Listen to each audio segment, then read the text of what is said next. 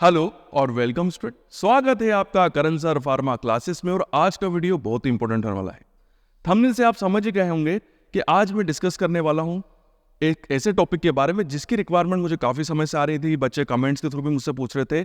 और ये वीडियो उन स्टूडेंट्स के लिए है जो कि फार्मा इंडस्ट्री के अंदर कुछ स्टार्टिंग करी है, मतलब 1 साल 2 साल 3 साल हो गया है और वो फार्मा इंडस्ट्री में एक तरीके से compete नहीं कर पा रहे हैं, स्टेबल नहीं हो पा रहे हैं, मतलब उनको कहीं ना कुछ दिक्कत आ रही है।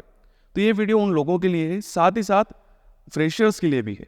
क्योंकि बाद में अगर आपको ये प्रॉब्लम आती है कि आप फार्मा इंडस्ट्री में जाते हैं या फार्मा सेक्टर के किसी भी एरिया में काम करते हैं, चाहे वो मार्केटिंग हो, इंडस्ट्री हो, प्राइवेट सेक्टर हो, गवर्नमेंट सेक्टर हो, और आपको कहीं ना कहीं कुछ प्रॉब्लम आ रही है, आप फार्मा में एडजस्ट नहीं कर पा रहे हैं और आप चाहते हैं कि आप फार्मा सेक्टर को छोड़ के किसी और सेक्टर में जाएं जहां पर आप ग्रोथ कर सकेंगे, तो उसको कैसे जाया जाए, इस रिलेटेड में क्वेश्चन आ रहा था कि सर इसके बारे में थोड़ा सा बताइए, इसके ऊपर आप वीडियो बनाइए कि हम फार्मा सेक्टर को छोड़ के किसी और सेक्टर में काम करना चाहते हैं तो उसकी क्या प्रोसेस होगी, स्टेप्स क्या होगी, उसके बारे में बताइए।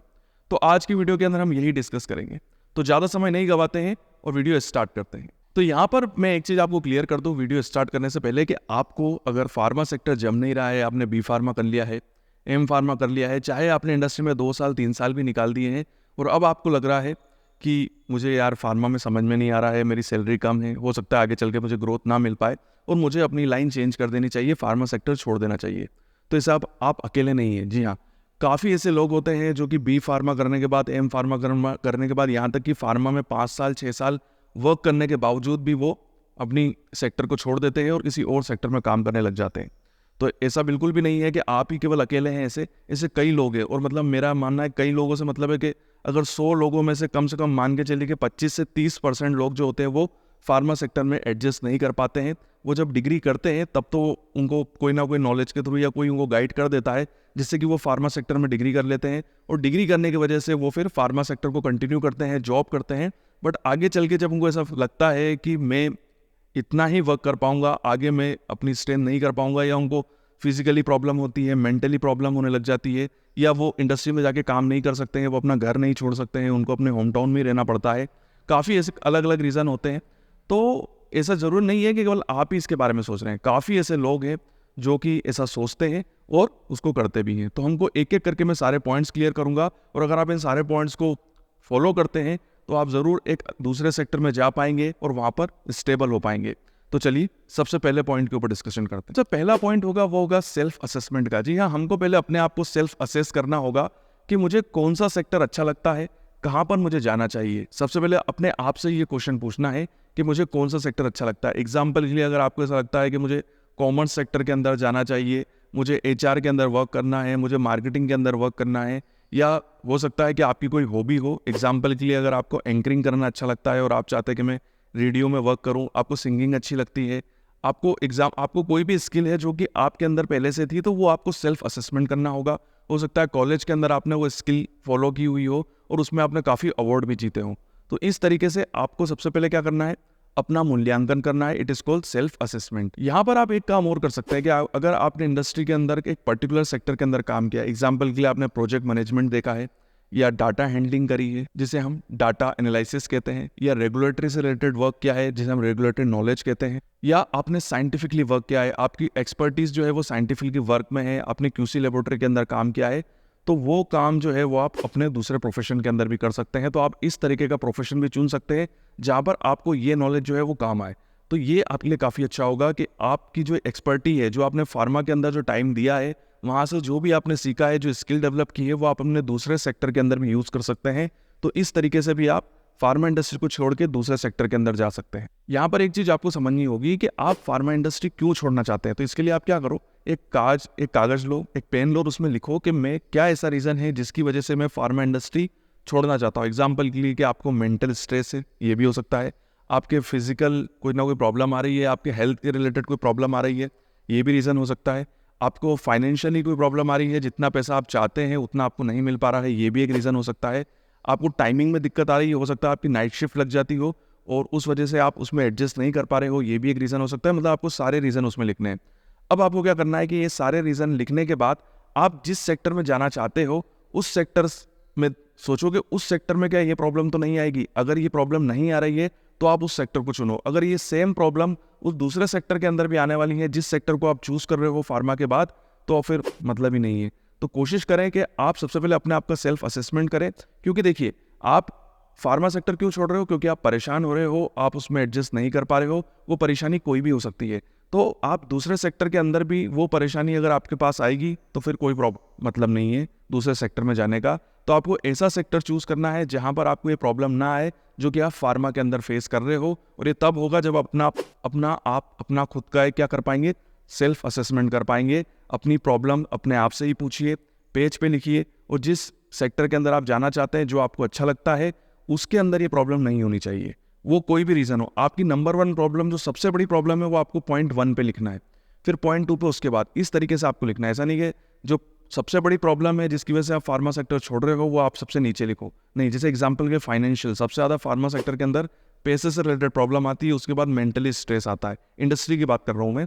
तो सबसे पहला पॉइंट आपको फाइनेंशियल लिखना है कि आपकी सैलरी काफ़ी कम है, आपकी सैलरी ग्रोथ नहीं हो रही है, आप फाइनेंशियली जो है वो सर्वाइव कर रहे हैं। तो ये सबसे बड़ी प्रॉब्लम है। तो आप जिस दूसरे सेक्टर को प्लान कर रहे हैं उस सेक्टर के अंदर भी अगर ये प्रॉब्लम तो नहीं है, ये देखना होगा, वहाँ पर अच्छा पैसा होना चाहिए। इस तरीके से आपको अपना सेल्फ असेसमेंट करना है और अपने उस सेक्टर को चूज करना है जो कि आप फार्मा के बाद जाने वाले हैं। मेरा दूसरा पॉइंट होगा वो होगा अब इंडस्ट्री को टारगेट करना है कि मुझे जाना कहाँ पर है। देखिए यहाँ पर एक चीज़ आपके लिए काफ़ी फायदेमंद हो सकती है कि कोशिश करें कि आप फार्मा से ही रिलेटेड कोई इंडस्ट्री को चूज करें। मतलब मैं ये नहीं कह रहा हूँ कि फार्मा में ही जाए, फार्मा से जुड़ी हुई इंडस्ट्री को जाए, तो वहाँ पर आपको ज़्यादा समय नहीं देना होगा। क्योंकि देखिए फार्मा से जुड़ी हुई इंडस्ट्रीज़ का मतलब है जैसे कि आप टीचिंग लाइन के अंदर भी आ सकते हैं, फार्मा से जुड़ी हुई हो सकती है, या आप बायोलॉजिकल सेक्टर या बायोटेक्नोलॉजी सेक्टर या माइक्रोबायोलॉजी सेक्टर के अंदर जा सकते हैं। हेल्थ केयर कंसल्टिंग आप बन सकते हैं, डाइटिशियन कर सकते हैं क्योंकि हम बायोकेमिस्ट्री पढ़ते हैं। हेल्थ केयर आईटी के अंदर आप जा सकते हैं जिसे हम फार्मा कोडिंग कहते हैं। रेगुलेटरी अफेयर, मतलब अगर आपने फार्मा इंडस्ट्री के अंदर रेगुलेटरी अफेयर डिपार्टमेंट के अंदर काम किया है तो आप ऐसे कंसल्टेंट फर्म खोल सकते हैं और रेगुलेटरी अफेयर से रिलेटेड आप कंसल्टिंग कर सकते हैं। जीएमपी गाइडलाइन, सीजीएमपी, कोई नई फार्मा इंडस्ट्री अगर कोई डेवलप हो रही हो तो वहाँ पर आप as a consultant role play कर सकते हैं। काफ़ी ऐसी नई नई फार्मा इंडस्ट्रीज़ होती हैं जो अभी अंडर डेवलपमेंट कंडीशन में होती हैं, उनको कंसल्टेंट की रिक्वायरमेंट होती है जो उनको कंसल्ट करते हैं कि फार्मा इंडस्ट्री कैसे डेवलप करनी है। ये फार्मा ही नहीं, अलग अलग जो भी फूड इंडस्ट्रीज़ होती है वहाँ पर भी आप ऐसे कंसल्टेंट वर्क करते हैं। जी हाँ, रेगुलेटरी अफेयर से रिलेटेड अगर आपको प्रॉपर नॉलेज है, आपने इंडस्ट्री के अंदर रेगुलेटरी अफेयर डिपार्टमेंट के अंदर काम किया है, तो आप एज ए फ्रीलांसर भी वर्क कर सकते हैं। आप अपना ऑनलाइन पोर्टल डेवलप कर सकते हैं, आप अपना ऐप डेवलप कर सकते हैं। लिंक्डइन के अंदर आप अपना प्रोफाइल बनाइए जहां पर लोग आपको सर्च करेंगे और ईजिली आप तक पहुंच जाएंगे। तो इस तरीके से आप ऐसे कंसल्टेंट रोल प्ले कर सकते हैं। और अभी फार्मा इंडस्ट्री से जुड़े हुए काफ़ी लोग जो हैं जो कि फार्मा इंडस्ट्री छोड़ चुके हैं, एचआर से रिलेटेड हो गए या क्यूसी से रिलेटेड हो गए, आरएनडी से रिलेटेड हो गए, प्रोडक्शन से रिलेटेड हो गए, वो लोग भी अभी as a consultant role play कर रहे हैं और काफ़ी अच्छी अर्निंग कर रहे हैं। फिर भी अगर आपको ऐसा लगता है कि नहीं यार मुझे बिल्कुल ही इस सेक्टर के अंदर नहीं जाना है, तो आप एचआर सेक्टर के अंदर वर्क कर सकते हैं, आप फाइनेंस डिपार्टमेंट के अंदर वर्क कर सकते हैं, मार्केटिंग के अंदर आप काम कर सकते हैं। जी यार देखिए, फार्मा मार्केटिंग तो एक बहुत बड़ा सेक्टर है, बट आप इंडस्ट्री से छूट जाएंगे और आप मार्केटिंग लाइन के अंदर आ जाएंगे। स्ट्रेस, इंडस्ट्री का स्ट्रेस अलग होता है, मार्केटिंग का स्ट्रेस अलग होता है, उसके ऊपर एक हम सेपरेट वीडियो बनाएंगे, बट ये भी अपने आप में एक सेक्टर है। अब देखिए, अब हमने ये तो चूज कर लिया कि मेरे को इस सेक्टर के अंदर जाना है। एग्जाम्पल के लिए मान लीजिए मैंने सोच लिया कि मुझे तो एचआर डिपार्टमेंट ज्वाइन करना है, फाइनेंस सेक्टर के अंदर जाना है, मैं तो केवल ऑफिस में रहूंगा, ऑफिस में बैठूंगा और एचआर सेक्टर को करूंगा, यहाँ पर ग्रोथ भी है, सैलरी भी है और अच्छा खासा पैसा भी है, मान लिए ये करना है हमको। तो इसके लिए सबसे पहले हमको ये सोचना होगा कि अगर मुझे इस सेक्टर के अंदर जाना है तो इसके लिए मुझे क्या चाहिए होगी, स्किल क्या चाहिए, नॉलेज क्या चाहिए, डिग्री क्या चाहिए, या अगर मुझे कोई कोर्स करना है तो क्या चाहिए, उसके बारे में हमको पता करना होगा। सबसे पहले आपको उसकी लिस्ट बनानी होगी। और वो कैसे पता चल सकता है, आपको इससे जुड़े हुए किसी पर्सन से बात करनी होगी जो इस सेक्टर के अंदर काम कर रहा हो, इसका एक्सपर्ट हो, वो आपको प्रॉपर वे में गाइड कर सके। तो यहाँ पर देखिए, अगर एग्जाम्पल की मैंने जैसे आपको बताया कि अब हमको फाइनेंस सेक्टर के अंदर जाना है, एचआर सेक्टर के अंदर काम करना है, तो यहाँ पर हमको हो सकता है कि क्वालिफिकेशन की ज़रूरत हो, कुछ एक्स्ट्रा क्वालिफिकेशन हो, क्योंकि वहाँ पर हमारी बी फार्मा डिग्री या एम फार्मा डिग्री किसी काम की नहीं होगी। तो यहाँ पर हम क्या कर सकते हैं कि हम एमबीए में एडमिशन ले सकते हैं और प्रॉपर वे में एमबीए कर सकते हैं। देखिए, यहाँ पर मैंने कई बार ऐसा देखा है कि जो स्टूडेंट्स होते हैं जो कि एमबीए करना चाहते हैं, वो इंडस्ट्री के साथ में ही कोचिंग करते हैं और गेट को क्लियर करके एक बहुत बड़े जितने भी हमारे IIMs हैं वहाँ पर एडमिशन लेते हैं और वहाँ से एमबीए करके वहीं से प्लेस हो जाते हैं। तो आप ऐसा कर सकते हैं, या आपने एक अच्छा खासा पैसा जुटा रखा है, या चाहे तो आप बैंक से लोन लेके एक अच्छे एमबीए कॉलेज में एडमिशन ले सकते हैं और वहाँ से MBA करके आप वहीं से ही प्लेसमेंट हो सकता है। तो इस तरीके से भी आप प्लान कर सकते हैं। तो ज़रूरी ये होगा कि हमको किस तरीके की क्वालिफिकेशन की रिक्वायरमेंट है, उस तरीके से हमको प्रिपेयर करना होगा। यहाँ पर ज़रूरी नहीं है कि आप MBA करें, और अगर ऐसा भी हो सकता है कि स्टूडेंट ये सोच रहे होंगे कि सर मैं इंडस्ट्री नहीं छोड़ सकता हूँ, मुझे पैसे की बहुत ज़्यादा ज़रूरत है, मेरे घर में रिक्वायरमेंट है, तो आप ये भी कर सकते हैं कि MBA आप इस तरीके से कर सकते हैं कि आप डिस्टेंस लर्निंग कर सकते हैं। इंडिया के अंदर काफ़ी ऐसी यूनिवर्सिटीज़ है जो डिस्टेंस लर्निंग के थ्रू MBA कराती हैं।